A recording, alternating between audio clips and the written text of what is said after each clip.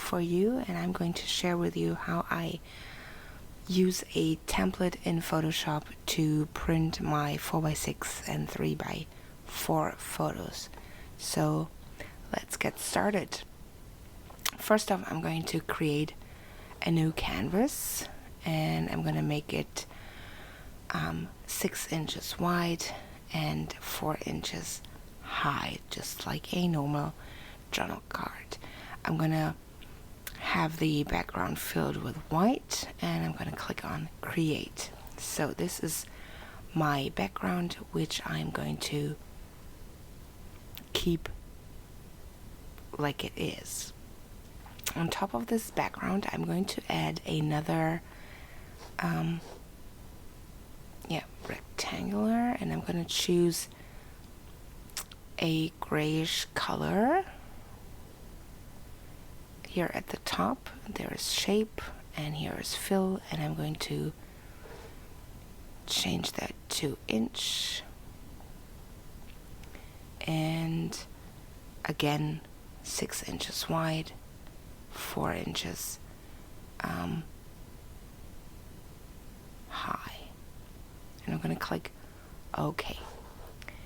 There is my no, you go away, I don't know what you're doing here. So I'm just gonna move this over on top of the white background. This is going to be my 4x6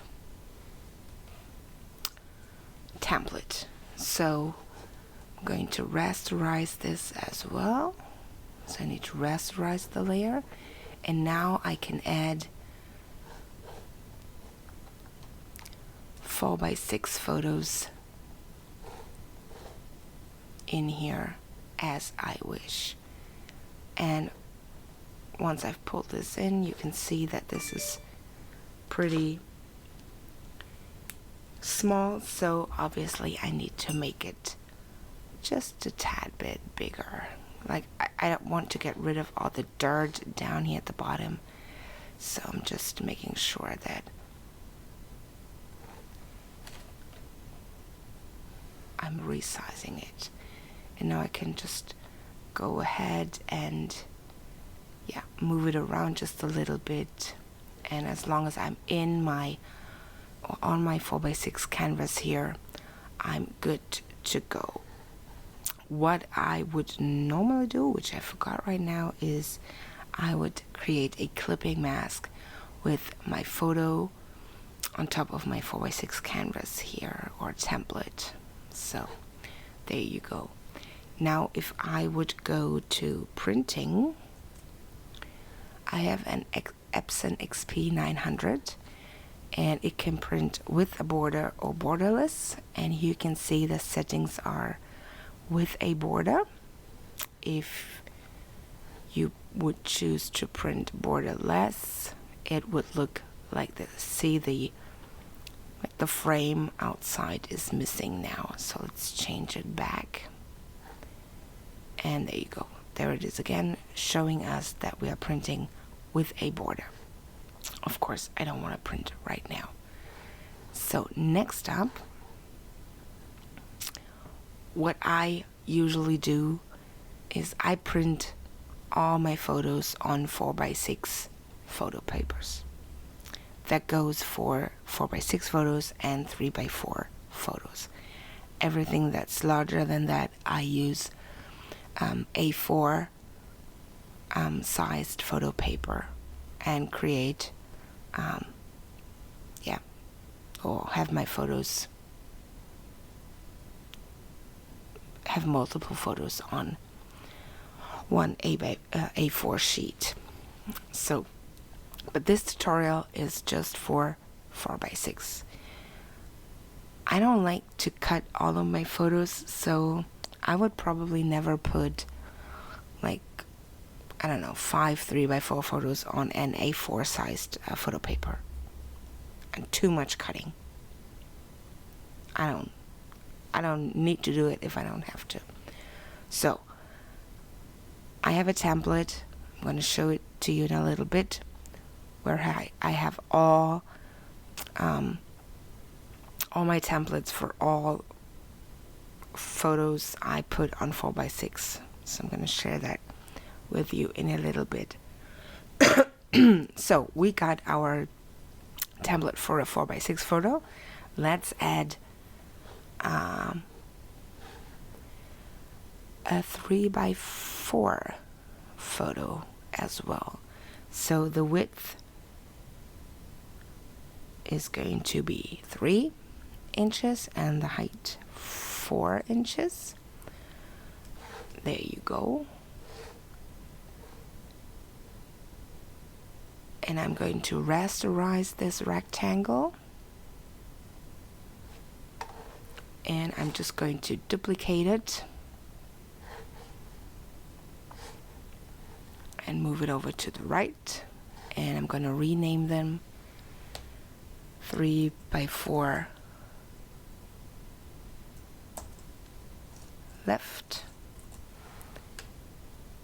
and 3x4 right. So now I can easily add 2 3x4s onto here. I'm just gonna use these pictures here and I'm gonna drag them over onto my canvas, and I need to hit enter to have them included in the on the canvas. Whenever you see this little icon here right next to a picture, a shape, whatever, that means before you can do anything with it, you need to rasterize the layer, and I'm going to do so. In addition to that, I have 2 photos on top of my 2 3x4 templates here, and I'm going to just move that second photo between the 2 templates. So now I can create a clipping mask with the first photo and a clipping mask with the second photo. See, it's looking kind of funny now, so I can move it over here and just select that and move it over here. And what's nice about these clipping masks is that I can, like I did with the 4x6, I can just resize my photos. I can make them larger or make sure that I have things that I don't want to show not in my picture, because you know they are kind of disturbing. So I would resize it and move it over. So as long as I'm always inside of my template here, you can see that pink line that hints that we are. See that? Yeah, perfect. So now I could go and print, oops, there you go. I could print my 3x4s now, but since I'm printing with a border, that border would be missing right here. So what are we going to do? We are simply going to add a rectangular shape that is going to, yeah,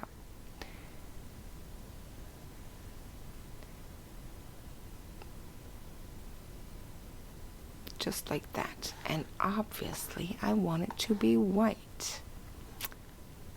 There you go. Changing fill. And that's a still a shape, so I need to rasterize it. And my rectangle now is, yeah, a shape I can do whatever with. When you create this shape, you want to make sure that it's exactly in the middle between the left 3x4 and the right 3x4. So again, the pink line here is indicating that everything is centered, everything's in the middle. So if I would go to printing again, now I would have a white border here as well. I would probably make this just a tad bit bigger. There. Hit enter or the check mark on top here. So I got the white border. If I cut these two photos up once they're printed, I have a white border around all four sides. If you're making the rectangle a little bit wider, then you always have the option to, you know, adjust the size later when you find that your pockets are too tight. So you always have a little bit of space there. So it works totally fine for me. So maybe you want to try that as well. So once you have this created, you can simply delete your photos. You have all your individual layers, and then what you should do is save as a Photoshop file. That's a PSD file. So this keeps all the layers intact. So next time you open this file, you have all these layers there. And of course, you can add other configurations on a 4x6 photo. And that's what I'm going to show you right now. Like my personal Project Life PSD file that I get out every time I work on my Project Life pages. There you can see there's a whole bunch of layers here, and I'm adding and I'm duplicating and deleting whatever I need. I'm just gonna change it up. So I got a 4x6 as well, like we just created. I got two 3x4s and the rectangle in the middle for printing with a border. If I'm not printing with a border, I just need these two layers. I have created a template for photo collages, or templates for photo collages. Here in this case, I can add three 2x4 photos if I want to. I can just add two 2x4 photos and have my journaling in the center here. It's totally up to me. If I'm I'm printing with border again, I've created rectangles here. These are, if you compare them to alright, you can see it right now. Let me just move this up here. So you can see that for these 2x4s, the white rectangle is smaller as the one I'm using for my 3x4s. Obviously, because I'm not going to cut it up, I'm just gonna leave it like it is. In addition, I have 6 2x2s, which I can then clip a photo on. So I can create a collage with 6 photos. Again, if I want to print with a white border, I have created these rectangles. So let me just show you what it looks like when I want to print this. There you go. So we got the white border on the outside. We got the white border on the 2x2s. Love it. So I think for my March layouts, I used let me just show you what I did right. And the outside there, I used two, holy moly, two 2x4 photos and two 2x2 photos, and I just adjusted the width of that rectangular piece here. So I just duplicated the long one and just cut off the white part on the left side and the right side to have that white rectangular piece on the on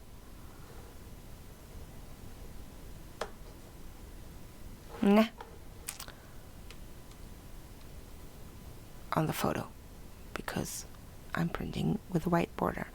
And last but not least, I have two 4x4s on here, one with the left orientation and one with the right orientation. I can't really remember why I have two 4x4s.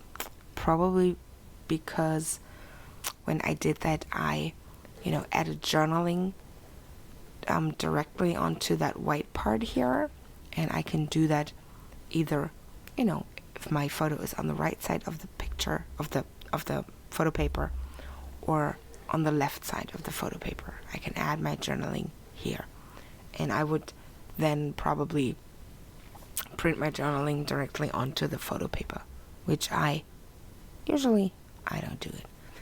You see, you have lots and lots of options to create templates to speed up your printing process.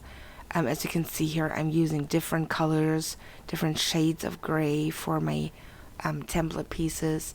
What's important is to always save it as a PSD file. I hope you enjoyed this little tutorial. I hope you're going to create your own templates for your printing processes, and I hope to see you next time. Bye.